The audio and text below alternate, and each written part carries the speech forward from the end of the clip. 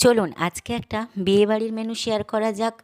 আর এই বিয়েবাড়ির মেনুতে ছিল নানা রকমের আইটেম। এর মধ্যে প্রথমে আমাদের পাতে চলে এলো গরম গরম কাটলেট। এই কাটলেটটা ছিল চিকেন কাটলেট, তার সঙ্গে সস। এই সস দিয়ে চিকেন কাটলেট খেতে অপূর্ব লাগছিল। আমার তো খুবই ভালো লাগে চিকেন কাটলেট খেতে। তারপরেই পাতে পড়ে গেল নানপুরি, আর তার সঙ্গে ছিল চানা পনির।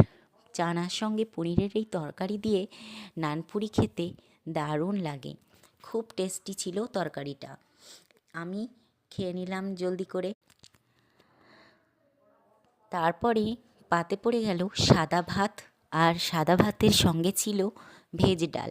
ভেজ ডালের মধ্যে নানা রকমের সবজি ছিল, ফুলকপি, গাজর, বিনস, ক্যাপসিকাম, অনেক কিছুই। আর ছিল সাথে লেবু ও বাটার বেগুনি। বাটার বেগুনি দিয়ে লেবু চিপে ডালের সঙ্গে মাখিয়ে সাদা ভাত খেতে একদম দারুণ লাগে, যেন অমৃত। এইভাবে করে মাখিয়ে খেয়ে নিলাম বাটার বেগুনি দিয়ে ভাত। তারপরে ছিল তারপরে ছিল একেবারে তুলতুলে দই কাতলা। আমি পেটির